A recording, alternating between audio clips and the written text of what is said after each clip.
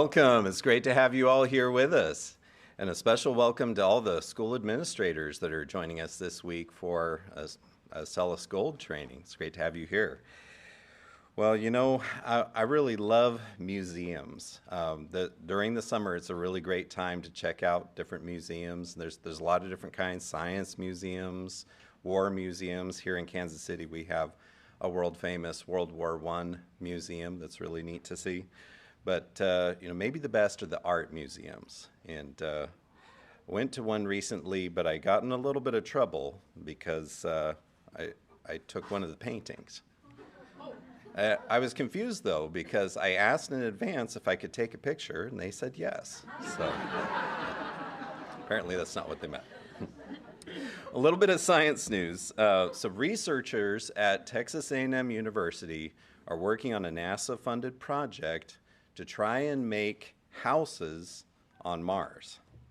So how would you do that? Well, what they are trying to do is design a system that will be fully autonomous to actually build these houses, 3D printed, so to speak, but using the materials already there on Mars, at least for the most part.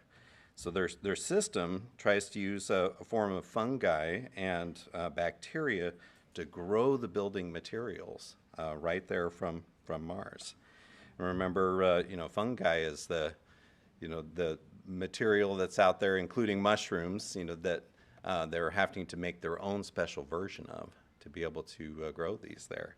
So who knows? Maybe they'll send these out, build the houses, and then all we got to do is get ourselves there too. So that may be coming to a Martian planet far away from you at some point here. Well, it's time to turn it over to Dr. Joshua to learn about how to study with a Celis Gold.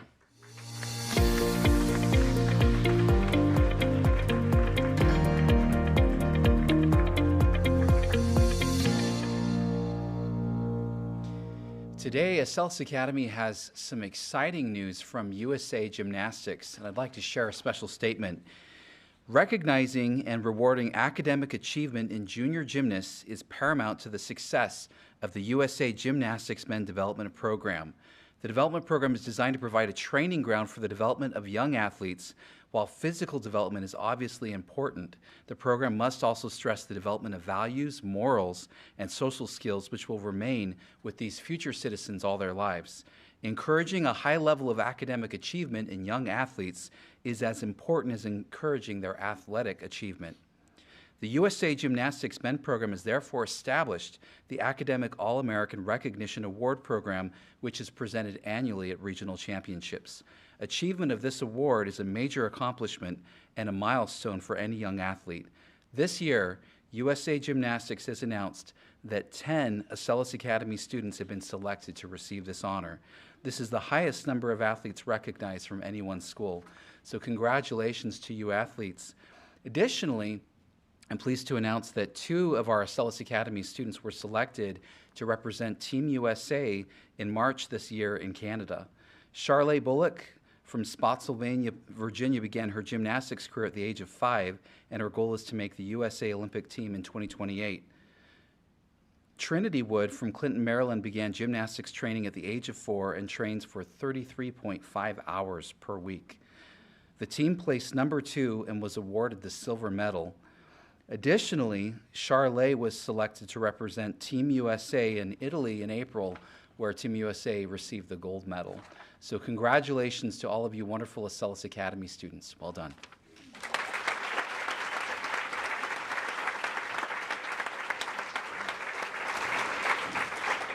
Well, now it's time to get it over to Dr. John with the Technology Spotlight.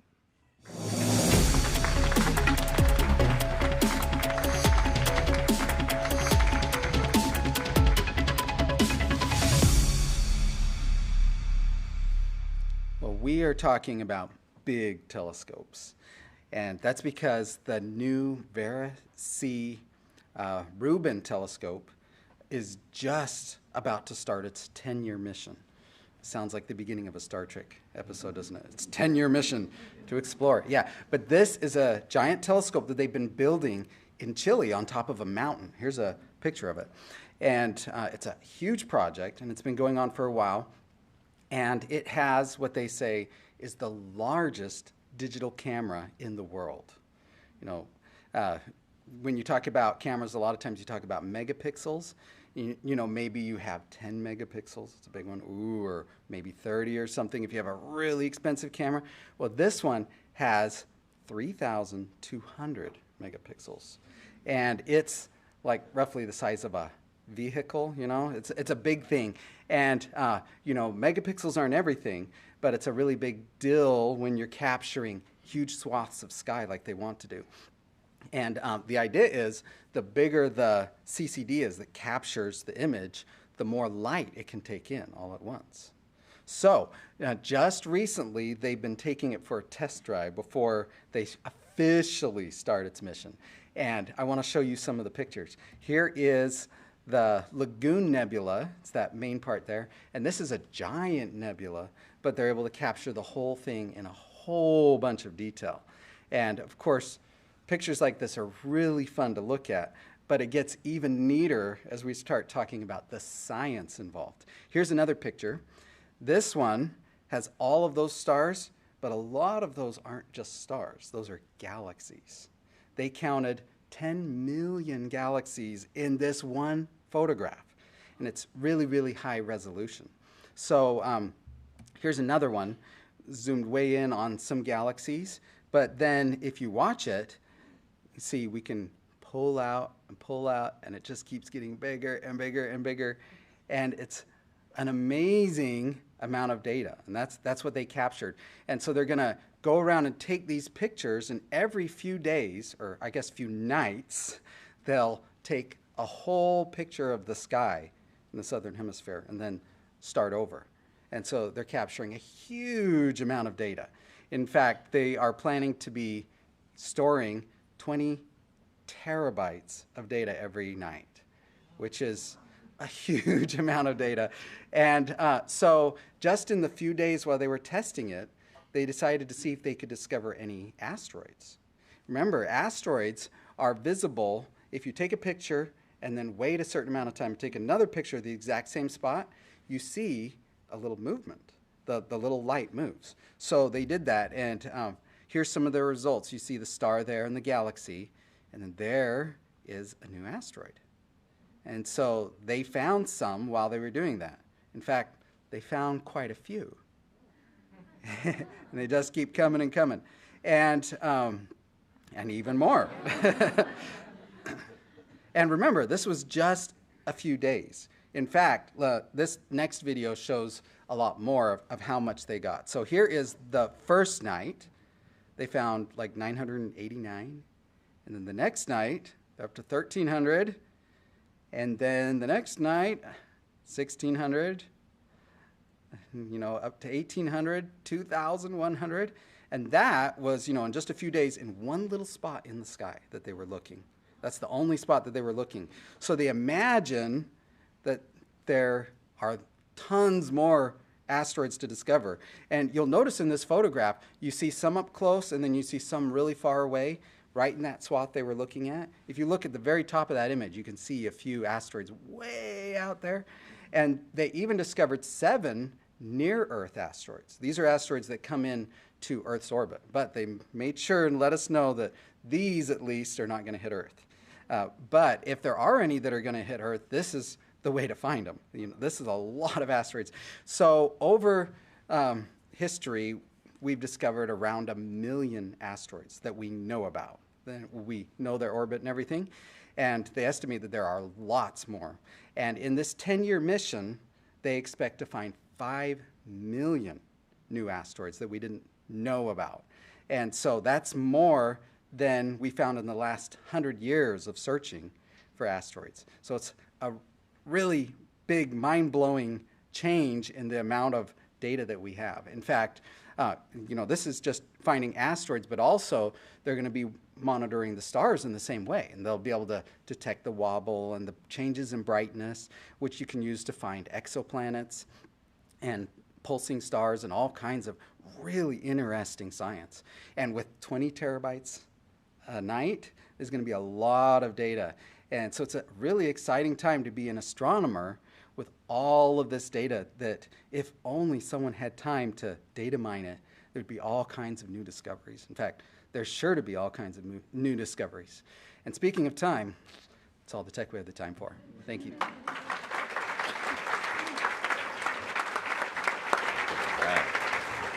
Now it's time for Breakthrough Moments in Science with Tobias.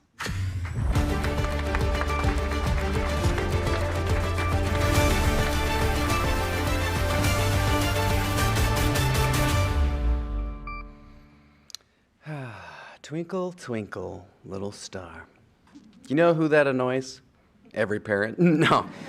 Twinkle, twinkle, little star. Turns out that annoys astronomers. We're going to talk about stars some more. John and I are in sync. We're going to talk about stars. When you look up at the sky and you're looking at a star, it can sometimes look like it's twinkling. Kind of magical. And if you get binoculars or a telescope, you can look up and there can almost be a sensation of twinkling. Well, it turns out a lot of times that is from between you and the star, the atmosphere and the particles in the atmosphere getting in the way. And it's actually kind of annoying if you're trying to study the stars. So one thought for a long time was, man, if we could get a telescope above that atmosphere, we could get rid of the twinkling. And then we could look at the stars without that blockage, that distortion. And we have to talk about one thing, though, and that is the kinds of telescopes. Because a lot of us, when we think of like a telescope or something we're going to look at that will magnify what we're looking at, you think of two lenses, right? You look through the lens. Well, it turns out we've learned that telescopes that have glass lenses that you look through actually dim the image you're looking at. In fact, one of the pioneers of this discovery was Isaac Newton. And he made telescopes different than a lot of other people had been making them. So on here, look at this telescope. It looks like he's looking at the wrong end of the telescope. Well, he figured out that when you look at something through glass, the glass is dimming what you're looking at. And that might not seem like a big deal unless what you're looking at is already really dim. And so he was trying to think of how can I make a telescope that I'm not looking through glass? And so what he did was he made a telescope with, instead of lenses, he used mirrors. And instead of the mirrors bulging like the glass, he made them concave. And he made a telescope where, if you look at that picture again, he's looking in this little viewfinder that's looking at one small mirror, and then it reflects down to the bottom of that telescope to a larger mirror, and then that mirror goes up to the stars. So we learned a long time ago that if you really want to make a serious telescope, mirrors can be a really effective way to do it. So in the 1970s, 1980s, there was a new project at NASA. We're going to put a telescope in space, a big telescope. What does that mean? We need a big mirror. So we're going to do a mirror, and NASA had to find a company who was going to build this mirror. And this is not like a mirror to put in your bathroom. This is like a mirror that must be perfect. So they found a company, and the company agreed, we will build this mirror. The mirror is going to be 8 feet in diameter.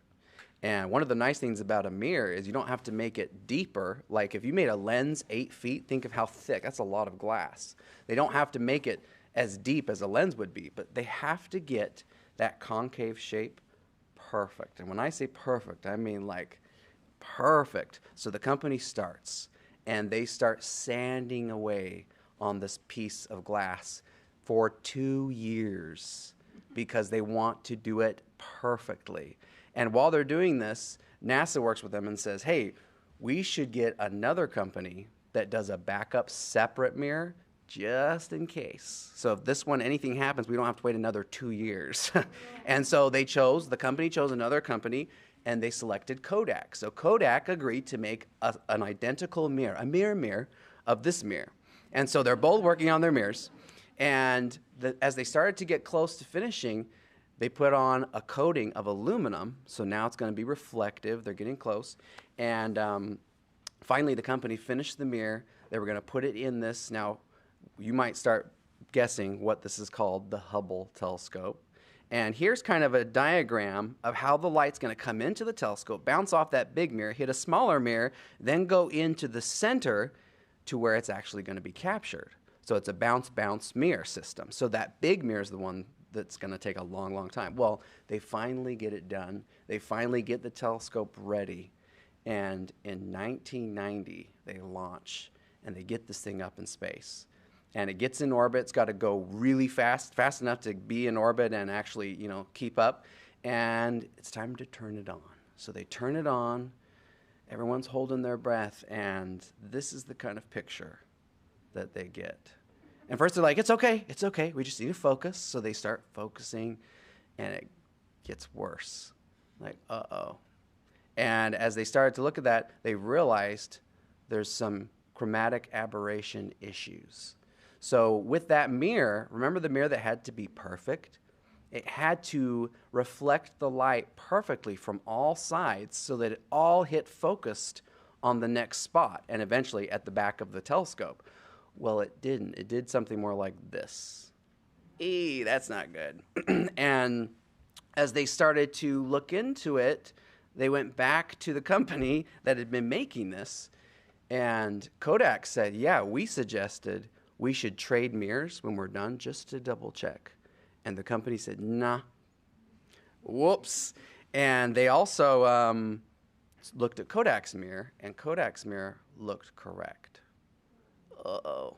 Well, this turned into one of the most embarrassing moments for NASA. I mean, we can kind of laugh about it now, but at the moment, it was like all the newspapers in the country were just talking about it, making jokes like, maybe space is blurry, And they were just really like, oh my goodness, what is there anything we can do? Like, we can't take an 8-foot mirror up there and swap it out. Is this just going to be the most embarrassing story of NASA? This is really, and it was not cheap, obviously. So they're like trying to figure out, well, first thing they have to do is analyze what is going on, what happened. Well, they went back and they started analyzing, and they realized that the mirror was barely sanded wrong at the wrong amount. And when I say barely, I'm talking like 200, nanometer. Like if you took a human hair, human hair is a good way to think of it, and sliced a human hair into 50 pieces, and then took one of those. That's how off it was. So how are you going to find that inaccuracy? Well, it turns out they had a plan. And the plan was, we're going to shoot, before they launched, we're going to shoot a laser grid through the mirrors to the big mirror, and then it will project, and if it projects in a perfect grid, we'll know the mirror's correct. Well, it turns out when they did that test, one of the mini mirrors happened to be turned just right so that the grid looked correct. You kind of wonder if there's one guy in there, and he's like, oh, it looks bad. There we go. It's like, oh, no, that's not how you fix this problem. And so it passed the test because when the guys came in, they looked, oh, the grid's good. And so they checked it off. But unfortunately, that imperfection was there. And now we have a blurry camera in space. And nobody likes a blurry camera. And so they're trying to think of, is there any way we can fix this?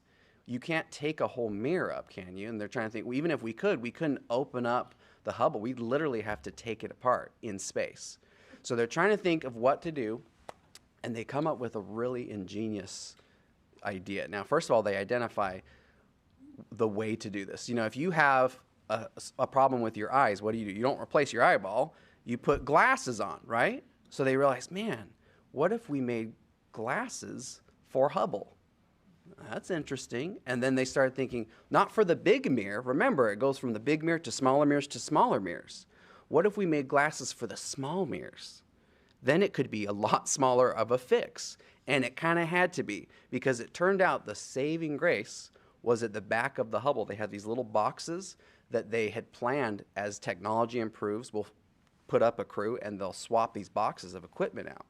So they realized we need to make a glass fix system that will fit in a shoebox. And it's got to be able to go up, and when we put it on, it's got to fix it exactly. So the next question was, how do we make sure it's exact? Because we don't want to launch this again, get all the way up there, and then find out our glasses are wrong. And it's not glasses, actually, that you see through. It's mirrors, right? So as they're trying to think, how are we going to make sure it's perfect? One of the engineers is taking a shower, and it's on his mind. And he's in one of these hotels, and they have these shower heads that are on fancy adjustable rods. So you can you got your jets, and as he's using the shower, he stops and goes, "Oh my goodness, that is it."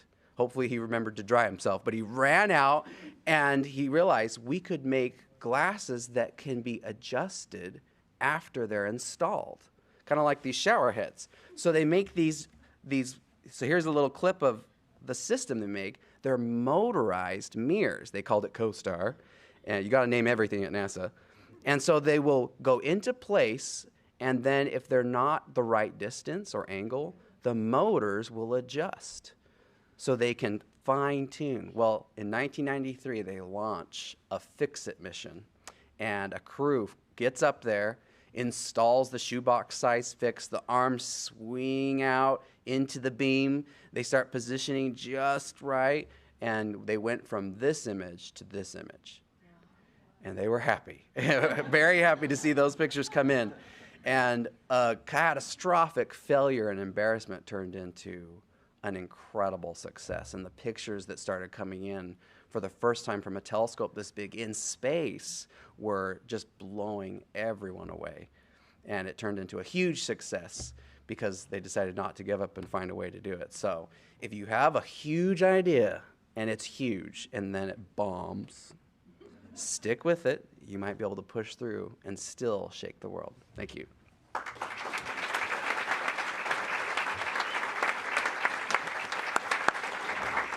All right. Well, it's time for me to introduce the creator of Acellus, Dr. Roger Billings.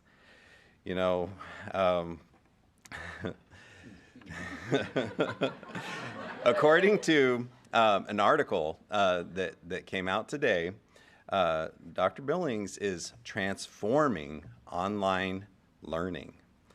And I say, why not? He transformed computing with his inventions in FSD and personal computing, transformed hydrogen energy with the first hydrogen car, the first hydrogen fuel cell car. So why not education too? Now he's doing that with Acellus. That's a lot of transforming, which is why I like to call him the Optimus Prime of education. Please welcome Dr. Roger Billings.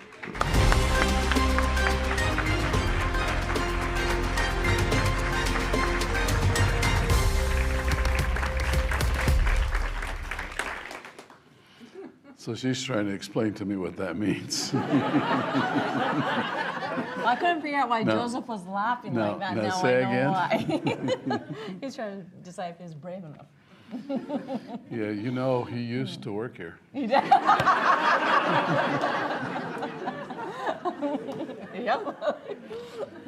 Just an observation. Well, so we should talk about stars. Seems to be on everybody's mind Yes, we today, should. isn't it? Yes. Yeah. We've just been through our series of graduations at Acellus Academy, which has been really kind of fun because in Acellus Academy, we consider success when a student graduates really knowing the material and they're motivated and ready to go change the world. And so we built an auditorium. We happened to be sitting in our graduation auditorium. And it was great for the first year. It was a little tight the second year. This year, we've had 11 graduations trying to accommodate all of our students.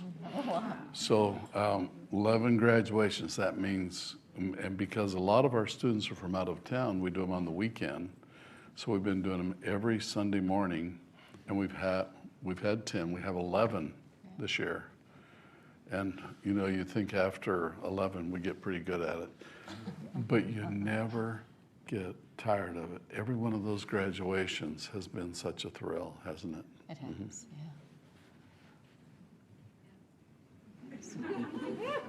yeah. Oh, it's my turn. No. Speaking of graduations, I got a message from one of our students. You're going to make them think we have a script. And the message, it was a personal message, and she told me that she wasn't going to be coming to graduation, and she told me that she didn't see why she needed to, and Then the next part, which caught me off guard, she said nobody in her circle seems to really care about it. And I explained to her that there are people in Kansas City that really care about it. In fact, when Dr. Billings gets to have the opportunity of meeting the students when they come and they walk the line, it's a big deal. And you see those students face to face and you hear the stories, and they're real, and these kids are, Acellus has been a lifeline for a lot of them. And just for you students out there wondering if anybody cares, Dr. Billings cares, and I care. And I mean that from the very bottom of my heart. We really care. So if you wonder if it's worth it, I speak on behalf of you and me. You took the words out of my mouth. It's But we worth do. it. Yeah, I we care. enjoy our graduations so very, very much. Next year, though, we're not going to have them. We're just going to have one. Because we have a new auditorium. Yes. Yeah. So for Acellus World, we have built a new auditorium across the street where instead of seating 200, we can seat 1,500, and that'll be a lot of fun. And the way things are going may not be enough. But remember, we're just graduating the students from our Acellus Academy school, one of 8,100 schools using Acellus. Think of all the students that are graduating. And I don't even know how to tell you how joyful it makes me feel to know that those people are getting a lift and moving forward in their lives. The story about the Hubble telescope kind of reminds me of the story about the development of Acellus. I had worked on a lot of different projects before I got focused on education, and a lot of the projects I've worked on have been very challenging and difficult, but learning was a whole different one. It seemed like if we could just get the best teachers in the world and make them available for this, it'd just work. And it didn't. We created the courseware, we presented it to the students, and we did not get the results that we needed, that we wanted. In fact, in our early efforts, we did not see end-of-year standardized test results even as good just as everyday classrooms. And there was a need to do better than everyday classrooms, and we absolutely went in the wrong direction. Just like that? Yeah. I'm glad you're paying attention. So Okay. I want to tell you how we put glasses on our Hubble. Okay. Acellus glasses. Yeah, because we did, and it's kind of an interesting thing. The first thing that we did, and this is pretty well my trademark because I've done this for every major project I've got involved in. The first thing I did when it didn't work is I got discouraged. And yeah, gave up. I'm very good at giving up at the end of the day. And I'm thankful for sunrise and another chance tomorrow. But this reminds me of something that I wanted to tell in the way of a little story just to kind of get us in the mood, okay? So at Acellus World, coming up on July 10th, we're going to do a supersized version of Science Live. It'll be on Thursday night instead of Wednesday. And we'll be in the big auditorium, and we hope we'll have a record turnout because we'll have everybody live, but we'll also have everybody that can make it to Kansas City live and in person, and it should be an interesting experience. But on Friday, July 11th, we're going to do the Acellus Magic Show. This will be a first. Okay. We're not even sure what's going to happen. Up until tonight, this is a fact, up until tonight, Joseph was going to be on the show. Till he named you Optimus Prime. Yeah. So he's going to do magic, and yeah, it's going to be a show. But you see, I'm going to do magic on the show too. At least that's the plan. That's what's on this schedule. And so my magic. Now, I used to do a lot of magic when I was in college, and back then we performed mainly for cavemen and dinosaurs. It's a long time ago. So I've been figuring out how I'm going to get my dust off my magic, and I've been looking at the different illusions. For me, magic's always been a science fair project because I love to invent ways of doing things so that if you can get her, see that, she not see what I'm doing over here. If you can get them looking in the wrong place, you know, you can surprise them. And there was a story about a famous magician, very, very, very good magician, at least in the beginning of his career. But then something went horribly wrong, and it was when he was given a gift of a green parrot. A gift of a parrot should be a great thing, but this one turned out to backfire because he took the parrot with him everywhere. He took it on the show, and he would start doing the trick. And there's one trick, you know, where you take the scarf, you put it in your hand, and disappears. And he's doing it, and the parrot says right out loud, "It's up his sleeve." Yeah? So then he did the trick where the ball floats mysteriously off the table up into the air. He's using magnets. No matter what trick he would do, this crazy parrot would tell the whole audience how he was doing it. And it was really, really becoming annoying. In fact, secretly, he had a lot of animosity building up towards this crazy big beak bird. This is not very social emotional, I know, but you'll fix it after, right? All right. Yeah. So then one night, when they were just starting the show, the cruise ship they were on hit an iceberg, and the ship sank. Is this a real story? It's sounding that way. And so the ship sank. The poor magician found an old piece of the cabin to grab onto, bouncing out around in the waves, and up came the little drowning parrot, climbed up on the board, and he looked at the magician, and he said, "Okay, this time you got me. How'd you make that ship disappear?" Okay. Yeah.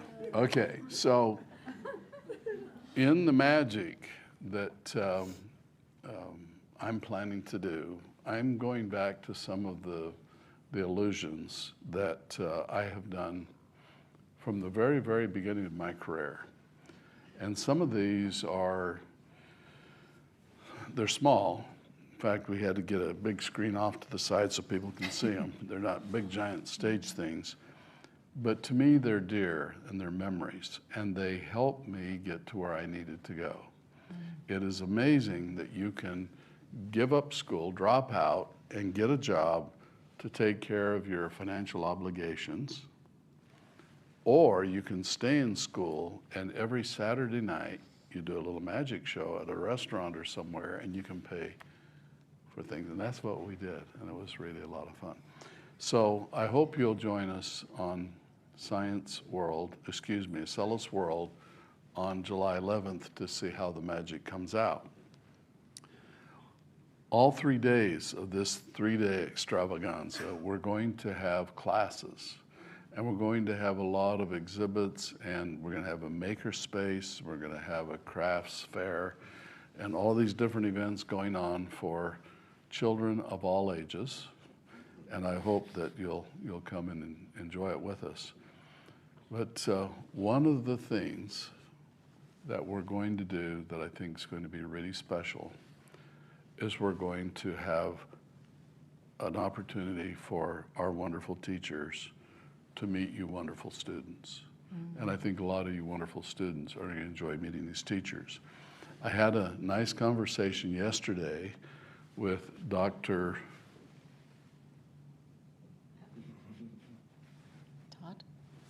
Todd Edmond. Yes. I guess. Oh, she reads my mind. Eventually. With Dr. Todd Edmond, who is one of the really great, legendary, longtime teachers in Acellus, teacher of U.S. history and careers and a lot of other courses. And I asked him, so are you really going to teach a class at Acellus World on conspiracy theories? And he said, I've wanted to do this all my life. And because of the interest that we're getting in that course, I think we're going to move it into the big auditorium so that everybody can be there. Have fun. And that should be really a lot of fun. But we've got these different breakout rooms. So we got courses for parents that want to know how to homeschool better. We got courses for parents that want to know if they should homeschool. We got courses for all kinds of trades and different things. So there's going to be a lot of things for a lot of different people. We've tried to make it so that the whole thing is educational. I mean, that's kind of the focus, and I think it will be. Well, if any of you feel like you would like to be a participant and be one of the teachers, will you please let us know? We're making up the final schedule. I had one lovely mother contact me 2 weeks ago and say, my student has been working very hard on developing a musical talent, and we wonder if there'd be an opportunity for them to perform at Acellus World. So we now have a music performance area. If you have a talent, singing or whatever, even dancing, we have a stage. We're going to have an opportunity for that, and we're just really looking forward to have a good time. We're still looking for one more really outstanding teacher, though. And I've been going through interviews. I'd like to show you one of the candidates. Welcome to R51. Today I'm using my big R voice because then they're going to choose me to be a teacher at Acellus World. And guess what they're going to have me teach? I've got my phone here in case they call me and say, we want you to teach. And I think they're going to teach me to want to be I'm going to teach them to want to be, they want me to teach magic. Did you know magic is all about numbers? This is a whole box of numbers. I want to show you. See this number is K. That means kilo. Okay, and there's other numbers in here too. Let me show you. Look at this. This one's number 8, right? Yep, they're all different numbers, see? And there's one number that is very, very special. Do you want to know what number this is? This is the ace of spades. This is the biggest number in the whole collection of numbers. And so when you're doing magic, what you want to do is you want to find this card. Now I'm going to open up all of these other cards, and I'm going to hide it right in the middle. Watch this. I'm going to put it right in the middle, like that. See that? And then, poof, like magic, there it is, right on top. Now see it again, watch this. You can put it right in the middle. Look at this, right in there. See, it's going in. It's going right in. And that's how you do it. So you should try that at home because that is a magic trick. Now I'm going to get it very special and move into doing magic with animals. It's just like this, only we don't use the ace. No, not this time. We're going to use animals. We're going to use the dog. Okay, so you see, you put the dog right in the middle, just like that. And the dog's right on top. Are you getting it? This magic, oh, poor dog. Yeah, there you go. They haven't called yet, have they? Delta. Okay, so I also am going to teach crafts and synchronization. This is a synchronization exercise thing. See, look what we have. We have the yellow ball and the blue ball. Can you see them? Now you can drop the blue ball in, Ring drop the yellow ball. Okay, so let me show you how this works. See, which ball do you want to use? Okay, yellow ball. Thank you. Now watch, I'm gonna do it. Are you ready? Here it goes. Watch, careful, watch. Goes. Did you see that? Watch it one more time. R51's amazing. Now I'm going to show you the real advanced part with 2 balls. This is where it really gets hard. Now watch careful. Here we go.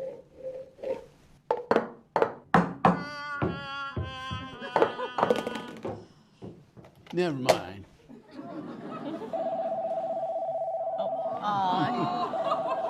Shouldn't give up so easily, should he?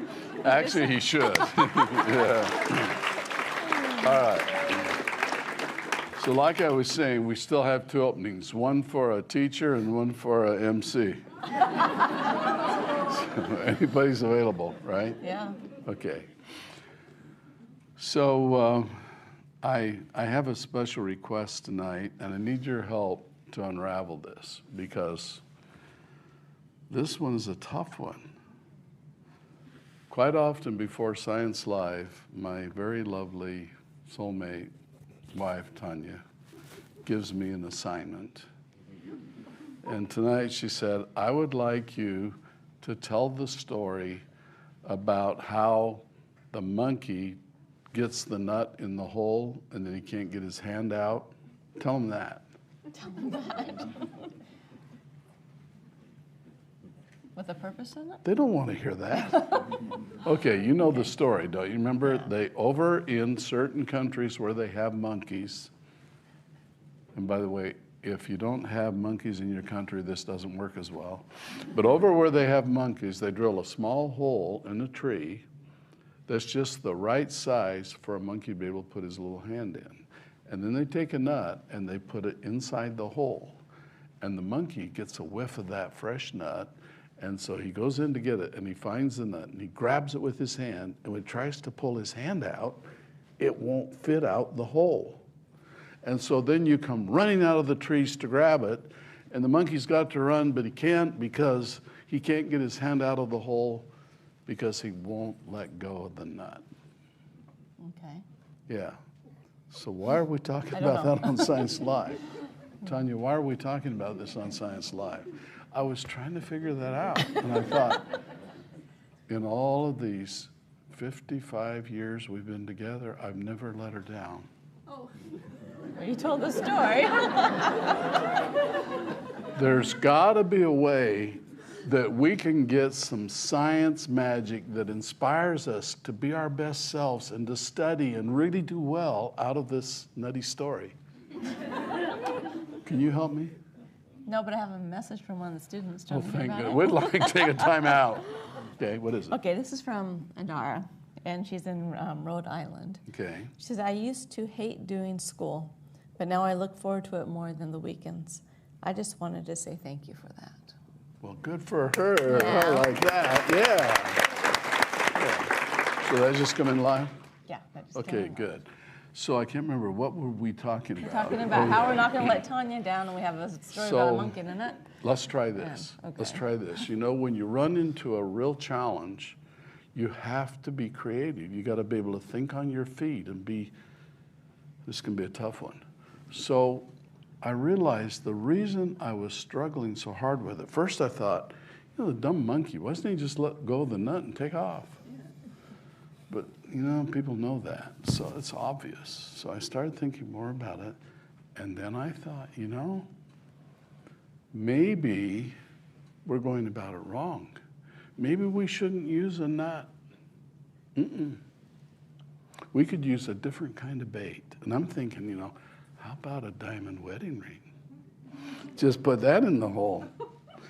And then when Tanya comes along and sticks her hand in there and grabs the wedding ring and she can't get her hand out. And if you guys are looking for a real great lady, something to try. She's up for grabs? Yeah. Is that what you're saying? No, she's stuck in the tree. But it is interesting that we are confronted with problems every day of our lives.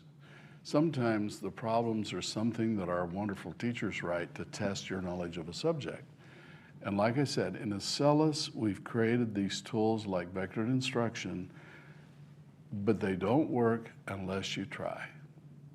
And so if you get stuck, send us a message.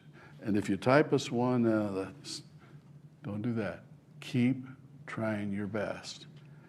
And watch the system respond.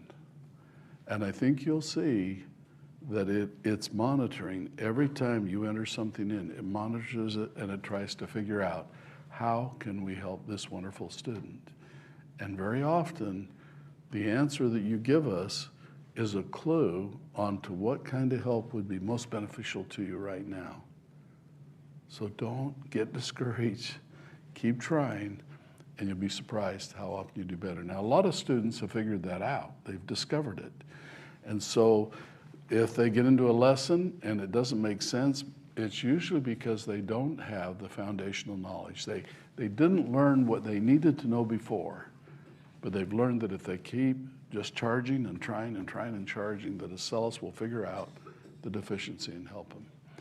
And interestingly, it is constantly monitoring, and if you really get stuck, it sets off alarms in the system. And boy, do our teachers scamper when that happens. And me too, okay? Yes. So Raven from Missouri wants to know what part of the graduation stands out the most to you? Boy, that's an easy one for me, because the part that I really, really love is the students come up, and I like, in Acellus Academy, I wish I could do it in all 8,000 schools, but Acellus Academy, I get to personally hand them their diplomas, and I get to look right in their eyes. And you can tell the ones that really have acquired the knowledge. I was speaking with a teacher yesterday, a wonderful teacher, that was telling me about a student that graduated at their school, and as they got their diploma, they yelled laughingly, "Ha ha, AI, way to go, AI," indicating that instead of acquiring the knowledge, they'd thrown away that wonderful, glorious learning opportunity by using the new capabilities of artificial intelligence to take shortcuts, to cheat. And they were so proud of it. And yet, someday, the things they could have owned, the knowledge they could have possessed that they need won't be there. And then they'll be just exactly like the monkey with the hand stuck in the tree, and they won't be able to get it out. So, well, we're out of time. Looking forward to seeing you at Acellus World. Thank you. Bye-bye.